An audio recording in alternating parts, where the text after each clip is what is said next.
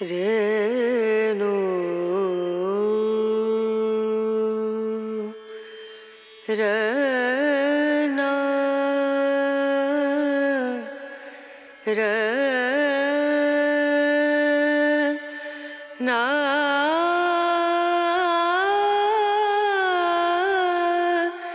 ना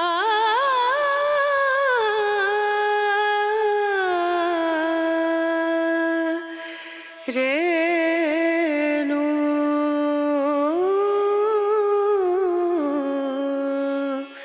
रे. असं म्हणतात की travel is more beautiful than the destination. अर्थात आपल्याला ज्या मुक्कामाच्या ठिकाणाला पोचायचं आहे त्या मुक्कामाच्या ठिकाणापर्यंत पोचेपर्यंतचा जो प्रवास आहे तो जास्त सुंदर असतो. अर्थात मुक्कामाचं ठिकाण जर का लाड कारंजासारखा असेल तर लाड कारंजा जास्त सुंदर, प्रवास त्याच्यापेक्षा थोडा कमी सुंदर.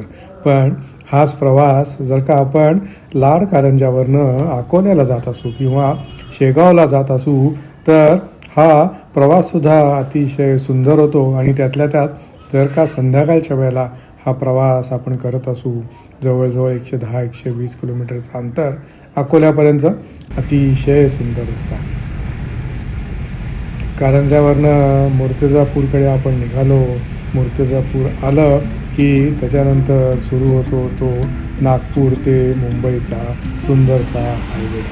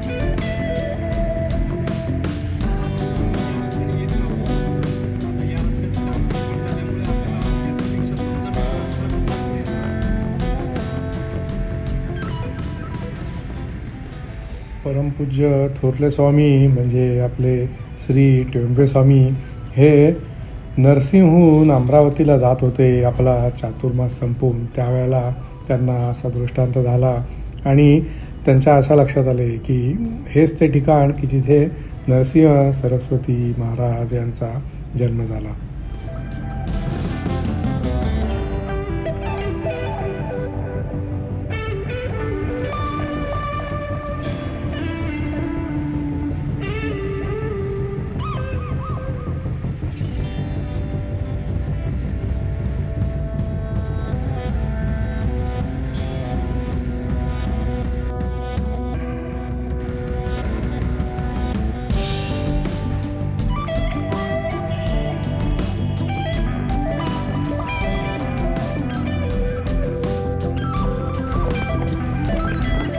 नरसिंह सरस्वती यांचं जन्मस्थान म्हणजे श्री गुडे यांचा आत्ताचा वाडा. हा 7 मजली वाडा असा आश्चर्यकारक आहे की ज्याचे 4 मजले जमिनीखाली आणि 3 मजले जमिनीच्या वरती.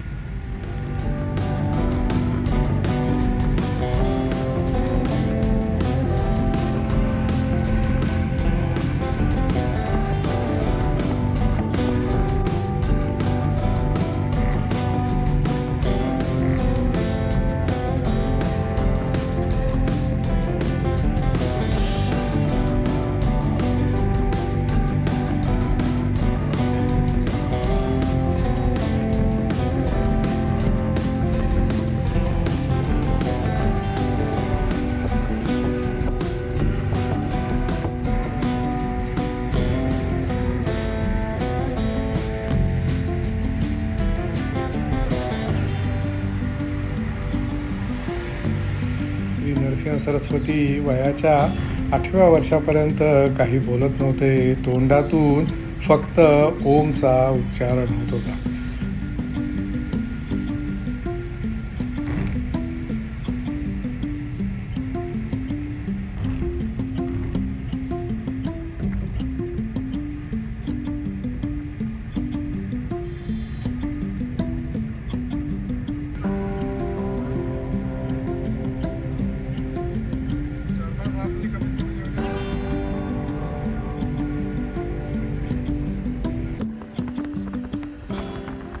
झाली आणि वर्षभरात महाराजांनी काशीकडे प्रयाण केलं. तिकडे पोचल्यावरती ध्यानधारणा साधना करून ते दंडधारी झाले आणि तिथेच त्यांना श्री नरसिंह सरस्वती स्वामी महाराज असे संबोधायला लागले. पण काय आश्चर्य, तिथे जायच्या आधी आईंनी त्यांच्या महाराजांना विचारलं की अरे तू तिकडे जाशील, पण मला जर का तुझ्याशी बोलायची कधी इच्छा झाली, तुला बघायची इच्छा झाली, तुला भेटायची इच्छा झाली, तर मग काय रे, मग कसं? महाराजांनी थोडंसं पाणी आईकडे दिलं आणि आत्ता जो घोड्यांचा वाडा आहे त्याच्या पहिल्या मजल्यावरती एक भिंत आहे. आईला सांगितलं की हे पाणी या भिंतीवरती शिंपड, माझी आठवण काढ, मी तुला या भिंतीमध्ये दिसीन आणि इथनं आपण एकमेकांशी संवाद करू शकतो. आत्ता आपण मोबाईलवरनं, व्हॉट्सअपवरनं व्हिडिओ कॉल करतो, लाईव्ह कॉल करतो. त्या काळामध्ये नरसिंह सरस्वती महाराजांनी आईला असंच आपल्याला म्हणायला लागेल की लाईव्ह कॉल करण्याचं एक साधनच दिलं होतं. ती भिंत अजूनही आपल्याला तिथे पाहायला मिळते.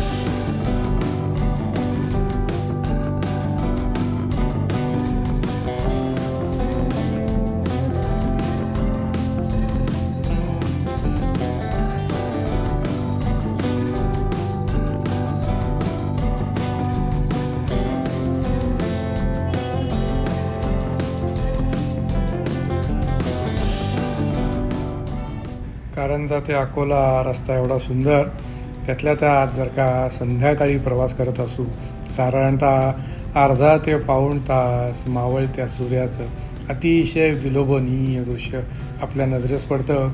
आपण आपसुकपणे आपल्या मनातली, आपली आवडीची संध्याकाळची, सूर्यास्ताची गाणी कधी गुणगुणायला लागतो, आपलं आपल्याला आज कळत नाही.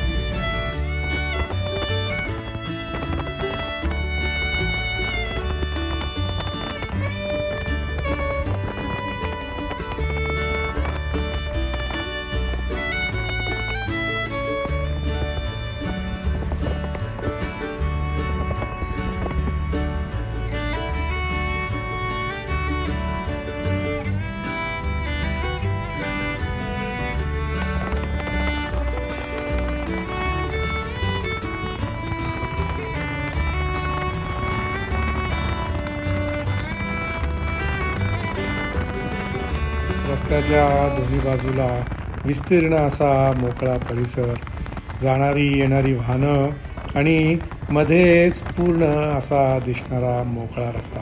अतिशय सुंदर दृश्य.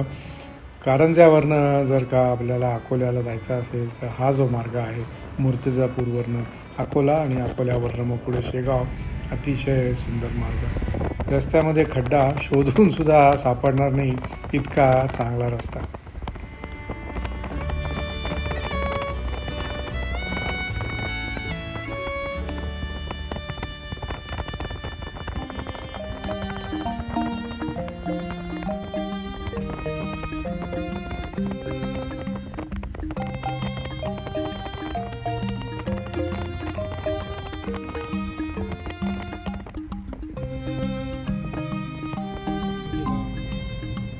त्यानंतर मला ऑनलाईन फोन येत गेले, मी सर्व्हिस चांगली देत गेलो, त्यांचे रिव्ह्यूज येत गेले.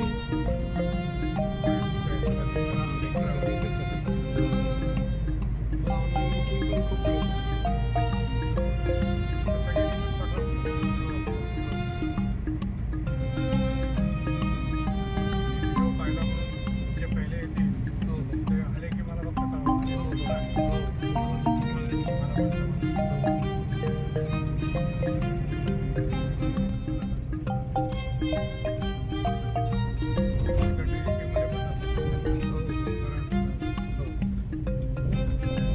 रामपूरला वगैरे जायचं असलं तर मलकापूरवरून हा रस्ता